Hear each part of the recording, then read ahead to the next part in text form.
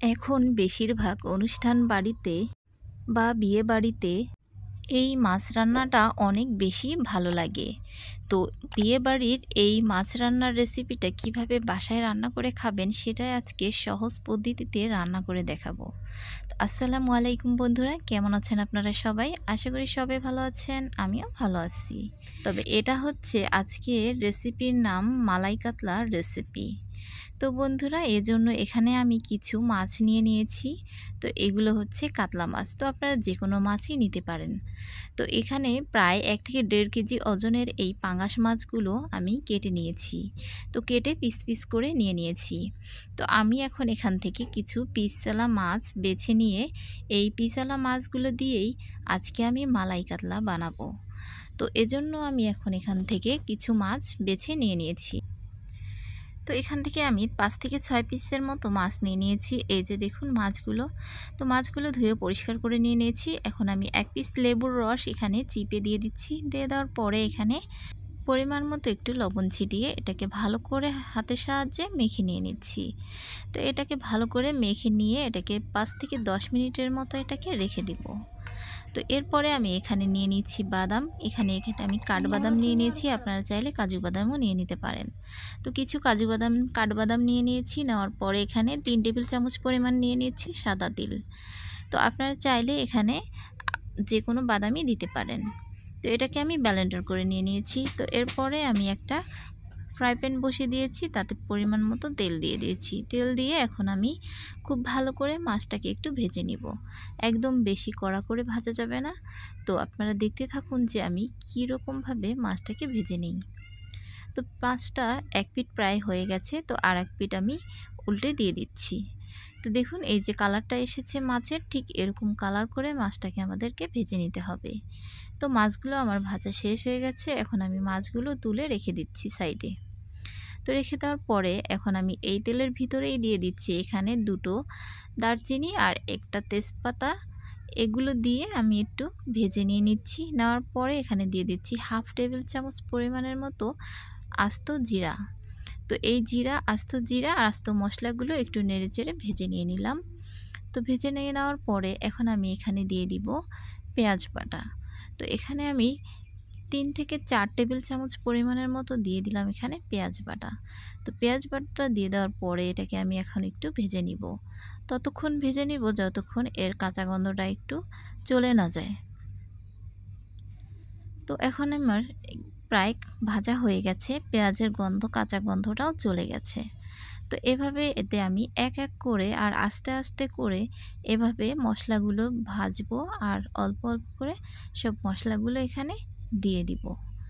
সব মশলাগুলো একবারে না দিয়ে এভাবে মশলাটা কষিয়ে আর অল্প অল্প করে আস্তে আস্তে করে মশলাগুলো দেওয়াও হয়ে যাবে, কষানোও হয়ে যাবে। এভাবে করে দিলে কিন্তু খেতে অনেক ভালো লাগে। যে কোনো রান্নাই বলুন, মাছ বা মাংস যেটাই রান্না করুন না কেন, এভাবে দিলে কিন্তু অনেক ভালো লাগে। তো দিয়ে দিলাম 1.5 টেবিল চামচ পরিমাণের মতো রসুন বাটা। তো রসুন বাটাটার কাঁচা গন্ধটা যাওয়া পর্যন্ত এটাকেও আমি একটু ভেজে নিয়ে নিচ্ছি। তো এভাবে করে আমি সবগুলো মশলা একটু ধাপে ধাপে করে দিয়ে দিচ্ছি। তো এরপরে দিয়ে দিচ্ছি এখানে 1 টেবিল চামচ পরিমাণের মতো আদা বাটা, দিয়ে দিচ্ছি 1 টেবিল চামচ পরিমাণের জিরা বাটা, তারপরে দিয়ে দিলাম আর একটু গরম মশলা বাটা। তো এই বাটা মশলাগুলো আমি এখানে দিয়ে নেড়েচেড়ে এটাকে আবারও কষিয়ে নিচ্ছি।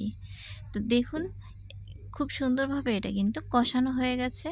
হয়ে যাওয়ার পরে এই যে এখন এখানে আমরা বাদাম বাটাটা আর তিল বাটাটা দিয়ে দিলাম।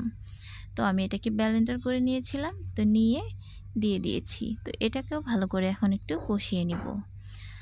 তো আমার এখানে শুকনা মরিচ দেওয়ার কথা মনে ছিল না, তো চাইলে আপনারা দিতে পারেন, আবার নাও দিতে পারেন। তো এরপরে এখানে আমি দিয়ে দিচ্ছি 1 কাপ পরিমাণের মতো টক দই। তো টক দইটাও দিতে হবে। তো এখানে দেওয়ার পরে আমি ভালো করে নেড়েচেড়ে সব মশলাগুলো কষিয়ে নিচ্ছি।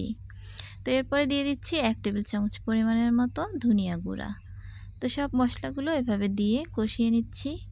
তারপরে এখানে এভাবে কষিয়ে ভালো করে নেওয়ার পরে এখানে আমি দিয়ে দিব যতটুকু পরিমাণে দিতে হবে পানি, ততটুকু পরিমাণেরই দিয়ে দিতে হবে লিকুইড দুধ।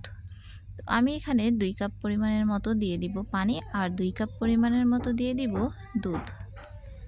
তো বন্ধুরা, এখানে আমার সব রকমের মশলাগুলো দেওয়া হয়ে গেছে। এখন আমি এখানে দিয়ে দিচ্ছি 2 কাপ পরিমাণের মতো পানি, আর দিয়ে দিব 2 কাপ পরিমাণ লিকুইড দুধ। তো এই সবগুলো দিয়ে দেওয়া হয়ে যাওয়ার পরে এখন আমি এই পানি যখনই ফুটে উঠবে, কিছুক্ষণ ফুটে ওঠার পরে এখানে আমি মাছগুলো সব দিয়ে দিচ্ছি। তো মাছগুলো দিয়ে একটু নেড়ে চেড়ে তারপরে এটাকে কিছুক্ষণ 1 থেকে 2 মিনিটের মতো রান্না করে এরপরে এটাকে নামিয়ে ফেলতে হবে। কারণ এই রান্নাটা আমাদের বেশি পার্সেন্টই রান্নাটা হয়ে গেছে। তো এখন আমরা এটাকে ঢেকে কিছুক্ষণ আবারও রান্না করে নিচ্ছি। তো এখন দেখুন এটা একদম রেডি হয়ে গেছে। খুব সুন্দর হয়েছে কিন্তু মাশাআল্লাহ কালারটা। তো আজকের এই মালাই কাতলার রেসিপি আপনাদের কাছে হয়তো অনেক ভালো লেগেছে। আশা করি আপনারা বাসায় অবশ্যই এই মালাই কাতলাটা বানিয়ে খেয়ে দেখবেন কতটা যে মজার। যেমন রোস্ট ছাড়া পোলাও খেতে ভালো লাগে না, তেমনি যদি রোস্ট না থাকে তাহলে পোলাও ভাতের সাথে কিন্তু এই মালাই কাতলাটা বানিয়ে খেয়ে দেখতে পারেন। পোলাও বা ভাতের সাথে খেতে কিন্তু দারুণ মজা লাগে। তো বন্ধুরা, আমার রান্না শেষ হয়ে গেছে। এখন আমি এটাকে পরিবেশন করে দেখাচ্ছি। দেখুন কতটা সুন্দর হয়েছে, আর মাশাআল্লাহ খেতেও অনেক ভালো লাগবে। তো বন্ধুরা, আজকের এই রেসিপিটা যদি আপনাদের কাছে ভালো লাগলে অবশ্যই লাইক, কমেন্ট, শেয়ার করবেন। এরকম সহজ সহজ ভিডিও দেখার জন্য অবশ্যই আমার চ্যানেলটা সাবস্ক্রাইব করে রাখবেন।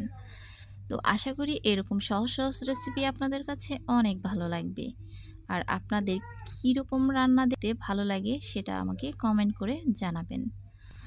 তো বন্ধুরা, পরিবেশন করা হয়ে গেছে। দেখুন মাশাআল্লাহ অনেক লাগছে।